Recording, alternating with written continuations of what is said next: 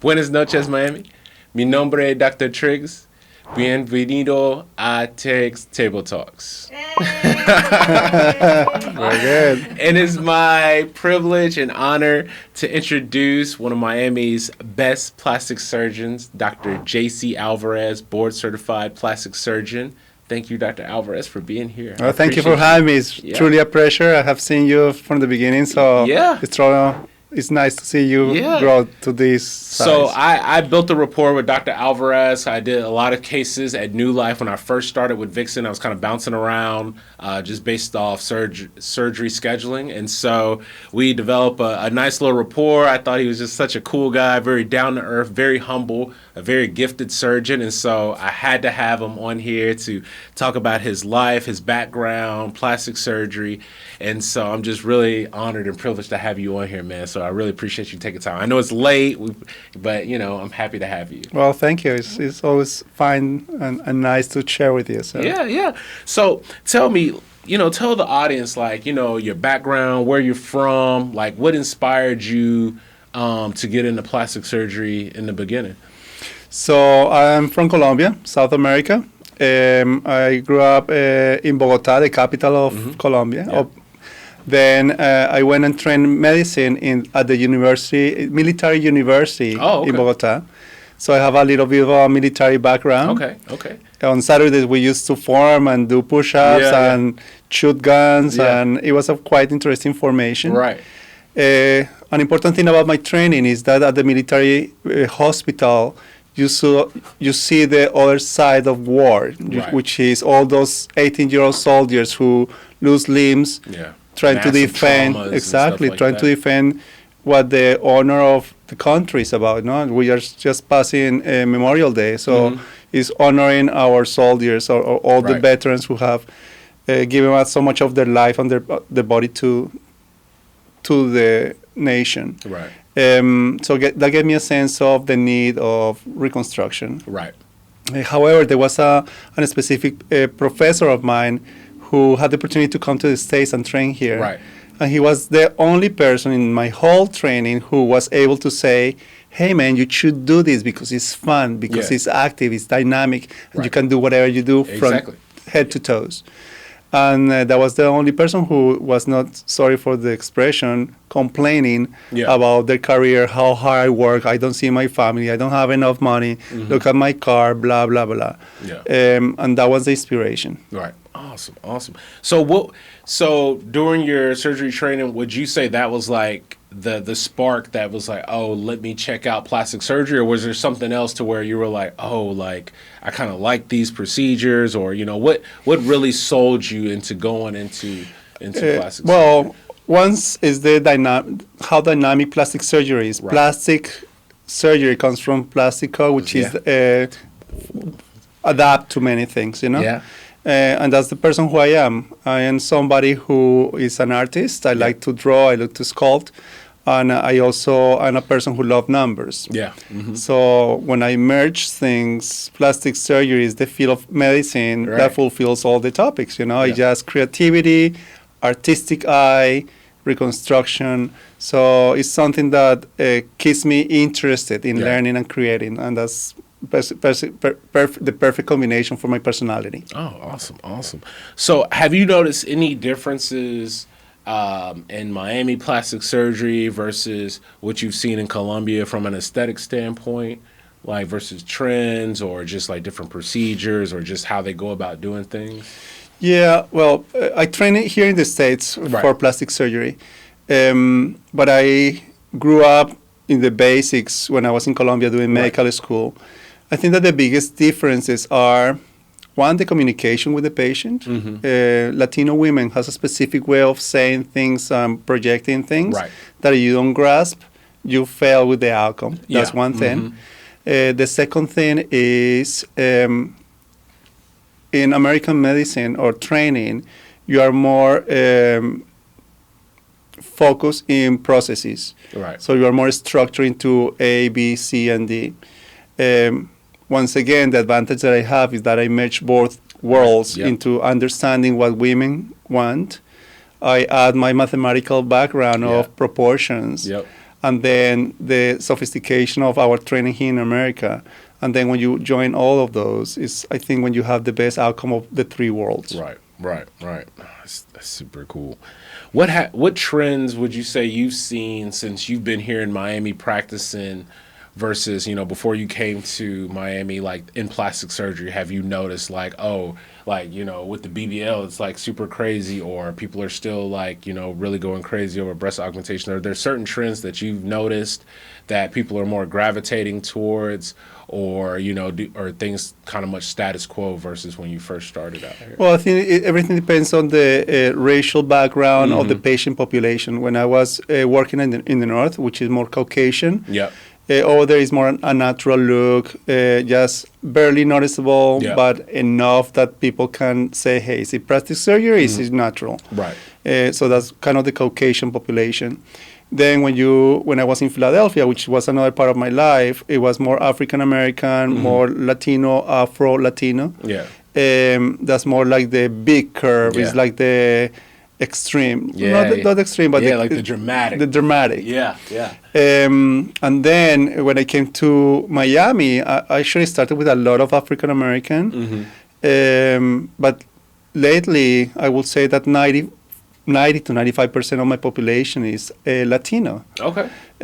Obviously, because of my language, I guess, is one of the facilities that I have to communicate. And for some reason, the way how I do things, which is very straightforward, which is my Spanish background. Sometimes it's shocking, but people appreciate that I'm very sincere and straight to the point. Right. So you don't go like sell them a dream. You like, this is what you can expect. Exactly. Be very upfront, very honest. Yeah, and for me, it's a philosophical concept of happiness. Happiness is a balance between expectation and reality. So your expectation is up here, and even if I bring your reality from 0 to 90, you're going to be unhappy. That's true. If your expectation is 50% and I bring you from 0 to 50, you're going to be very happy because I met your expectation. But if your expectation is lower and I bring you to a higher level than your expectation, you're going to be super happy. I love that. I think that clarity is a very important thing because, hey, we're technicians. We know what we do. We apply a little bit of the art behind our techniques.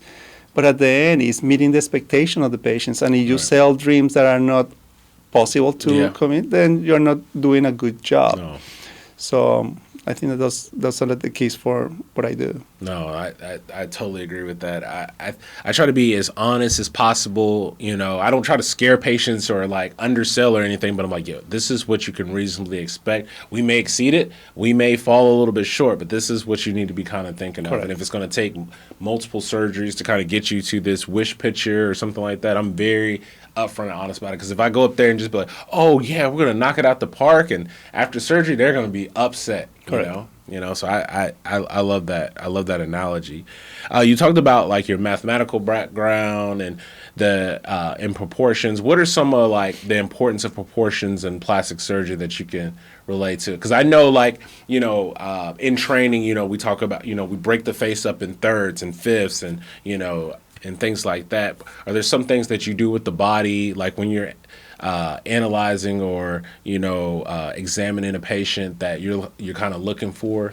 Yeah, actually, since I started developing my technique for tummy tuck, for liposuction, for transfer of fat to the buttock area, which is the Brazilian butt lift, I measure. Yeah. I simply take my little tape and measure. And I have noticed different patterns of numbers that work for different patients. And that's how I develop things. And then when I see something, I say, oh, this is more or less 9 centimeters. This is more or less 10 centimeters. Yeah. And when I corroborate with the tape, it's the thing. So that's something that has helped me a lot to identify proportions because you don't measure, you don't know. It's like cooking. Yeah, exactly. You don't know how much salt you're putting in. You cannot picture here, like now you can might taste good now, but tomorrow you don't follow the recipe. It might not taste the same. Right. So it's kind of my recipe to my cooking or my plastic surgery. No, I like that. I might start doing that. That's dope. So I understand that you have recently ventured into hair transplant. So how did that come about? What made you? I mean, you have a magnificent set of hair. That is, It's beautiful. So, what got you into doing those procedures? It's a long story, but to make it short, is once I finished my training, I was trained to be an academic surgeon, so somebody who did tons of research. I have a lot of publications about different topics, but for some reason I didn't get into an academic job. Right. So I went into cosmetic surgery, and my original boss said, "Hey, you should learn about hair transplantation." So immediately after, actually before I finished, I went to do a course with a very famous hair transplant surgeon in Houston, Texas. Okay. He did it the old-fashioned way, which is cutting a strip of hair and chopping it in little pieces of hair, and then put it manually over time. So I went and learned the thing, but it was very tedious. It was a long process, and it was a very precarious way of doing things. Right. But I learned it. I did some, but then I left it like that because I thought it was not what I wanted to do at the time. Right. But in my life, everything comes in 10-year cycles. So what I learned 10 years ago is what I'm applying right now. Right, okay. And it has happened in everything. Yeah. So it happened with BBL. Yeah. Lipo, I used to hate lipo. Right. I hated it. Yeah. Because I was more like a cutting guy. Yeah. And then life pushed me into one way. I learned it, and then I said, okay, if I'm going to do this, I'm going to do it perfect. Right. So then I started developing the high definition technique. Yep. Which I put many things together. I learned from many people, and then I put my touches, and then it is what it is right now. So with hair transplantation, what happened was I lived there for 10 years, focusing on my reconstruction and my cosmetic surgery. And then I started seeing that the technology, which is another big part of my life, has been developing. And then to the point that 1 year ago, I saw the latest technology that they have. It's a robot that has artificial intelligence. Oh, wow. Yeah, it's amazing. Yeah. It just have upgraded many things. It extracts the hair. It puts the hair. So there are so many advances that accelerates the process, makes it more accurate, which is the most important part. And then when you tell me, okay, I love this thing, and then the other thing that happened that it kind of encouraged me to do it is that I went for my 50th birthday, and I met with all my friends from high school and from medical school. Right. And I saw that we're all obviously same age or 1 year apart. And then most of my friends were balding. And when you're sitting here with this luxurious hair, like, so then, I have those problems. when I go and take the picture, I don't feel that I'm much younger than them, but I look much younger than them because of the hair. Right. And I start analyzing why. And because there are some dermatologists, so they take care of their skin and things like that, but the hair makes a difference. Yep. So then I said, okay, why not? And it's something that is a way of changing some people. Right. Especially males, which are not too into plastic surgery. Things trends increasing a little bit, but hair is something that is growing. So that was the motivation. So 10 years ago I started. Yeah. Then 2 years ago I have that realization, and then technology advanced, so everything mixed together, and then I decided to venture. That's awesome. And so, do you like those procedures with the hair transplants? Yeah, it's the artistic part. So once you start doing it, then I start diving into, hey, it's a hairline, the typical hairline that they do in the Middle East or in Turkey. It's like a little circle thing. Put the line and chop and put the hair on, and then you realize that it's much more than that. You know, it's about angulation. It's about there are different types. The fine details. It's the fine details. So is that being detailed into the thing to have a very natural and good looking. Oh, that's awesome. So, it's tedious. It takes a long time, but with the technology, it advances fairly fast, and then the outcomes are 95% success rate. So. Oh wow, you can't beat that. You cannot beat that. There is no other procedure in plastic surgery that you can be as accurate. Kudos. So I understand you offer hyperbaric oxygen therapy at your practice. How does that work for viewers that not really sure exactly what that means or what that does for them or could do for them? So once again, when I was in medical school, actually in plastic surgery, I learned about hyperbaric oxygen therapy 10 years ago too. Yeah. And the concept is very simple. Basically, you get into a chamber which is like a cylinder, like an airplane. There are different sizes. In an airplane, there is the baggage, and there is high first class, you know? Yeah. The one that I have is like first class. It's not like the baggage space. So the idea is in this chamber, you compress air to increase the pressure of that air. Right. So you think that whatever we're breathing here at the level of the sea, 760 millimeters of mercury, of oxygen, 21%, nitric oxide, which is the other gas, and random gases, that's what you're breathing every day. Right. So if you compress this to 2 atmospheres, you're breathing double with the same breath. Right. So rather than breathing 150 millimeters of mercury of oxygen, which is what you breathe every time that you take a breath, you're breathing double, 300. But if you increase that 21% oxygen to 100%, now you're not breathing 300, but 1,500, which is 10 times more. So the concept is you compress so much oxygen into your system, breathe it in, bring it into your bloodstream through your lungs, and spread through all your tissues, not only through the hemoglobin, but through the plasma. Right. Then that oxygen is going to diffuse into your tissues, and the therapy starts when you get out of the chamber, where all that gas that is compressed starts releasing and improving the quality of your healing in your tissues. And that's what it does. Do you prescribe it for specific procedures like tummy tucks versus BBL or anything like that? Actually, everything. Everything. Okay. Everything, because there are multiple properties. Increased blood flow, increased healing, decreased swelling, decreased pain, faster fibroblast and collagen formation. So you name it.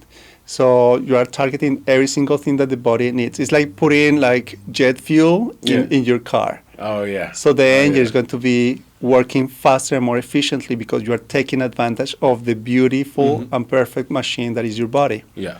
So if we do everything that we do by harming it, by drinking, not sleeping well and things like that, what the body does when you give the proper things, hydration and oxygen, you're going to live for a long time. That's awesome.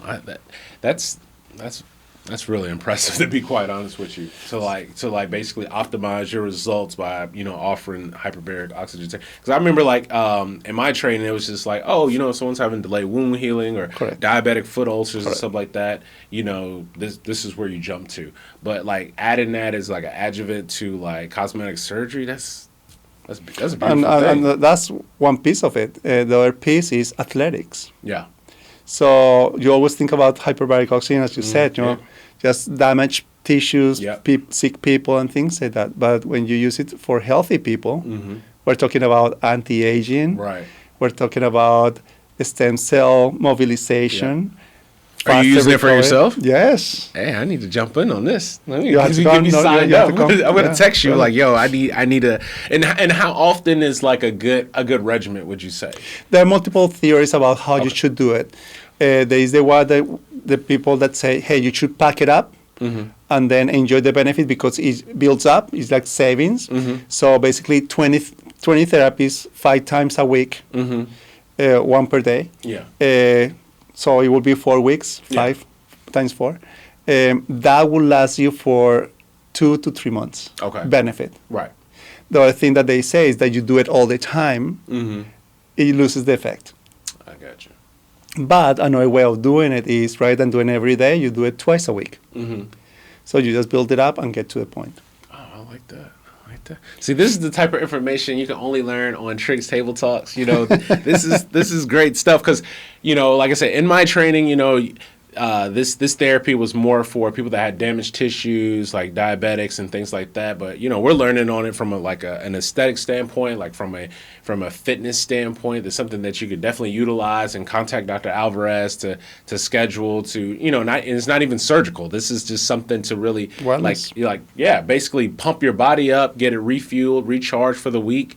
And from that point, you got to click like and subscribe to find this kind of stuff out. Even better after you have too much to drink. See, there we go. We can get some IV therapy, some hyperbaric oxygen chamber therapy, and we're good to go. This is good stuff. All right, Dr. Alvarez, we are about to do some tricky Triggs trivia. And for Awesome. you, this is about to be like going back to the board. So it's going to be great. It's like stuff that you do all the time. So we have this patient here, and we were wondering, what would be the kind of like details you're looking at when you're examining this patient for like, high definition liposuction, which, is your kind of like your claim to fame here down in Miami. So there are many concepts. First of all, is how tall her torso is, how wide her waist is, and how wide her hips are. Then I just go for anatomical landmarks for us, which is the midline or the linea alba, and then the linea cerebellularis, which is those lines in the side. Exactly. There's also some relationship depending on the size of the patient. The size is changed. So for me, it's not a cookie cutter. It's something that I try to adjust to the patient, which is different between McDonald's and going to a steakhouse. Then I just listen to whatever the patient wants to achieve. Yeah. How would you change up your plan if it was like a male versus female? Well, males, the anatomy is thicker. Yeah. So definitely you can test more or less where those landmarks are. Mm-hmm. However, if they're too fat, they get lost. Yeah. So numbers help me a lot. For guys, it's pretty standardized. Okay. But a very important thing is also seeing the proportion between where the belly button is, where the ribs are, where the pubic bone is.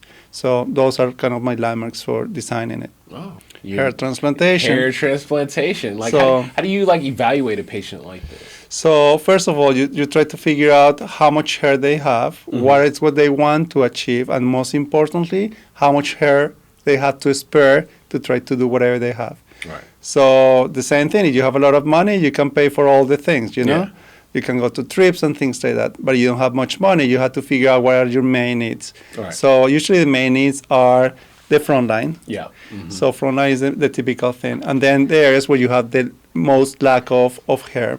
And then in the back, which is towards the crown area, the person has some hair, but we need to populate some in there to try to improve the quality. Right. Another very important thing is not just putting hair, but knowing what the source of the hair loss is to try to prevent it from falling. So in that way, this transplant is going to last for longer. Right. Because if they continue losing hair, whatever you put is going to remain, but whatever is going to fall will make opening. All right. So what is the most common reason that you've seen for like hair loss and trying to prevent?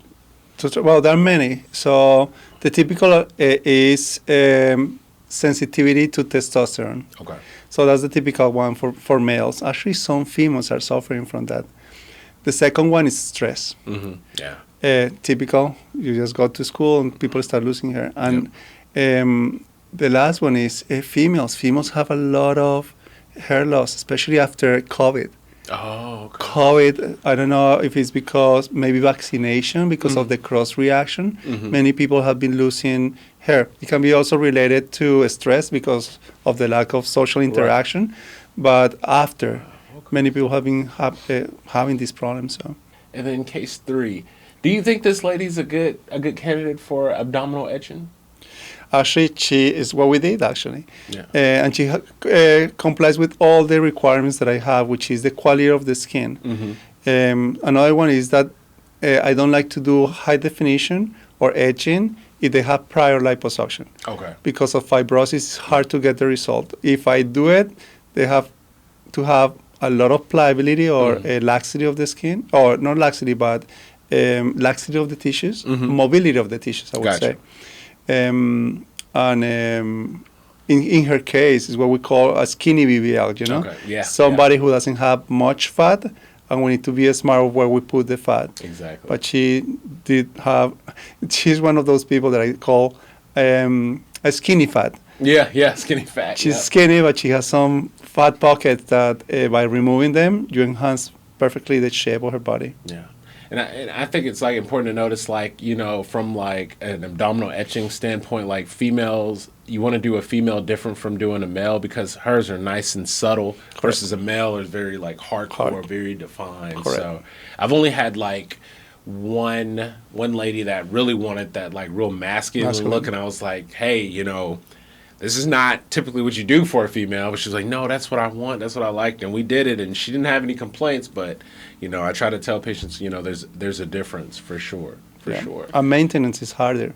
Oh, is it? Yeah. Because you need to keep your weight. Because if you gain weight, then the little edging becomes like little squares like Ninja Turtles. Exactly. Like they push their belly against a fence or something like that. Yeah, right. Yeah. It's a terrible thing. All right, well, that was our Triggs Tricky Trivia. Dr. Alvarez, thank you so much for participating in that. Now we're about to dive into some more deeper questions, more about you, So, how do you balance, like, running, like, a successful business on top of, like, you're a full-time, board-certified plastic surgeon? Like, how are you able to manage that? And, I mean, like, you're here tonight. Like, it's pretty late. Like, how do you find time for yourself, make time for your business, make time for your practice and your patients? Well, I think that everything is time management. Yeah. Whenever I do something, I focus on that something. Right. And I try to devote my 30 minutes of attention, full attention to whatever I'm doing. Right. Obviously, surgery is something in which you are 100% focused. Yeah. So when I'm doing that, I'm focused on that. Then if I have breaks, then is when creativity comes into play, Right. And then I start creating things. And then managing a business, I only can do it with support. Yeah. And the support is through my family. My sister is a physician. She's a very smart woman, and she's kind of carrying along the idea. Okay. So I just bring an idea, she executes. So that's the only way. And family time. And my kids don't live with me. They live in a different state. Yeah. So the key is quality time. Right. And creating memories. And whenever I'm with them, we just talk about everything. I just try to do something that makes them laugh or try to impact their beautiful brain. Now they're 16, they're 14. Yeah. And I've seen the change. And whenever you get to that age, you're going to see that those little kids that just nag or ask for attention become like very nice people where you can interact and exchange ideas. Right. And I'm living that, and I really love it. No, I definitely understand. Like, I see my twins that are 7 every other weekend, and so I don't have a lot of time. So when I'm there, it's got to be quality. Like, we're not just going to be sitting around watching TV, or they're not going to be on their iPads. We are out, like, doing stuff and meaningful, whether it's like me working on their reading or going to Top Golf or just doing like really quality stuff versus just laying around the house. So I totally understand that. What is one of the craziest things that you can remember, like, being a plastic surgeon in Miami or, working in the hair transplant field? What is like one crazy story that you've had? Any crazy stalker types or like, combative patients, anything crazy like that? Well, medical related or life related? Anyone you want to go with? Well, I have 2. One, I was 18. I was in my first year of medical school. My crazy friend, Fernando, who is a pilot, drives motorcycles, plays the drums, say, hey, why don't we go and jump into a parachute? So I say, okay. Okay. So then we went to this place. They train us to jump, how to absorb the shock of the fall from a barrel. And we were trained on how to do the decomposition of the movement from the barrel. And then, get into the airplane and go. And I just jumped. I did it once. I was 18. I don't think that nowadays, because I know the value of my hands and my arms. If I break them, I will lose my income. Yeah. But it was one of the crazy things. The other one was at 17, in which I wanted to learn how to scuba dive. So I was in a military base. Then my uncle, who was a officer in the naval force in Colombia, they told the guys who were the instructors of hey, my nephew wanted to learn how to do this. Can you take it? Take him. Just okay, fine. Yeah. So then they brought me to a place. They said, hey, you just do this. You just breathe in. You just put your mask, and then here your equipment and go in. And then I didn't know anything. I didn't do any of the potty training. Yeah. I didn't have the proper weight. Yep. I was over breathing because I wanted to get in, and Yep. so it's like I did all the wrong things. I swallow salt water. I didn't know that I can push it through the regulator, so I swallow it.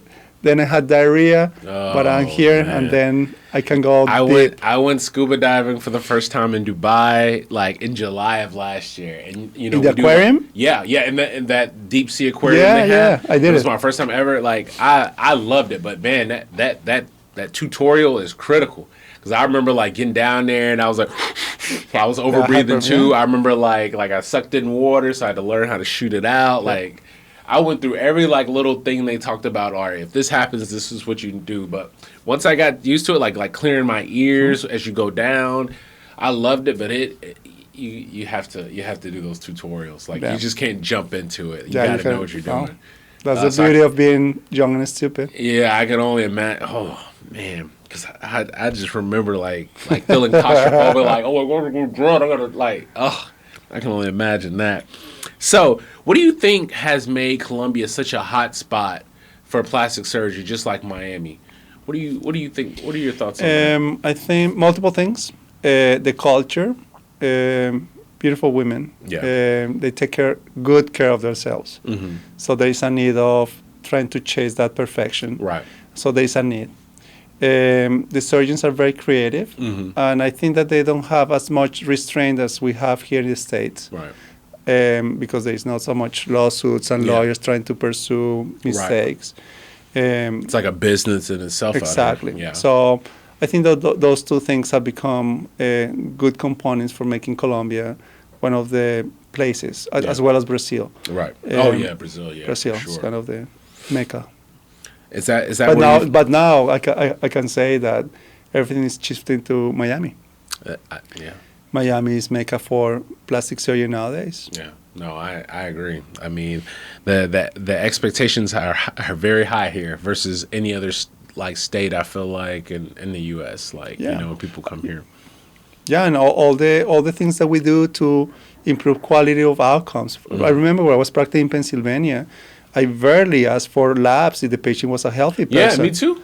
And that was practice, and it was regular practice, and everybody does it that way, and we didn't have many complications. And but now here, I just ask for medical clearances, chest X-rays. 25 years old, everything. Yeah, exactly. Everything, but it's important because you discover so many things, and I think it's good practice, and that's what makes our practice like gold standard compared to many people. I know that many people criticize because of the pace that we go here, but it's optimization of patient care, making sure that every single person that comes from many places in the world to perform their surgery are very well taken care of because of that gold standard practice. No, I totally agree. Like before I moved down to Miami, I practiced in a hospital, and we did not like order those type of labs unless they were older. They had all sickness, comorbidities and stuff. Like now, like 23, 22-year-old, I'm giving like medical clearance, like checking this out, checking out, order like thyroid functions. I would never order thyroid. But you know what? It's amazing how much you discover. Oh yeah, exactly. And for me, it has been an eye opener because, well, truly. We get criticized, but at the end, we do a lot of things to try to make sure that patients do have the best performance during surgery. So I totally agree. So what is something that people don't know about you? You talked about the artistry, like sculpting and things like that. What's something that like the average person wouldn't know about Dr. J.C. Alvarez? People don't know. I don't think that I reflect that I'm spiritual. Okay. I'm a philosopher. Okay. I love verbal argument, not as a fight, but as a intellectual challenge. Debate. And somebody who loves growing orchids. Orchids. I had that. That's funny you say that. I had that on my CV when I was interviewing for residency. Really? Growing orchids, because I was buying orchids all the time, and they were always dying. And so I put it on my CV because I was always constantly trying to like get better at growing them. So that's crazy. You said I didn't even know that. So that's I'm very good at that. That's divine intervention. Even there. funnier. Yeah. One of my goals is to become a farmer at some point. Yeah. When you finally step back and put down the scalpel? I don't think so. Oh no, you're gonna die with the scalpel in your hand. Well, no, I don't. 60. We'll say 60. 8 more years. Well, you look good for 60. Well, I think that is a good transition to say thank you for being on the show today. I really appreciate you taking that time. I know you had a busy day today. You're probably ready to get some rest, get into the hyperbaric oxygen chamber. I will be. Could you tell people how they can contact you to schedule a consultation or an appointment for any of your multiple practices or anything like that? Well, if you're interested in plastic surgery, you can contact us at New Life Plastic Surgery. The numbers will be in the slides. Yeah. Mm-hmm. Yeah. If you're interested in hair transplantation, you can look at us in Instagram at AI, as Artificial Intelligence, Hair Transplant Miami, and the spa portion is AI Gaia Med Spa. Perfect. Well, thank you so much for being here. I really appreciate you giving your perspective and everything like that. So if you have enjoyed this, any of our episodes, speaking with Dr. Alvarez, please click like and subscribe, share, get the information out there. He provided some things that I didn't even know about that I'm happy that he was able to share his expertise on. I'm definitely going to schedule an appointment probably Friday or Saturday for the hyperbaric oxygen chamber because it just sounds amazing. So until next time, welcome to Triggs Table Talks, and I will see you next time.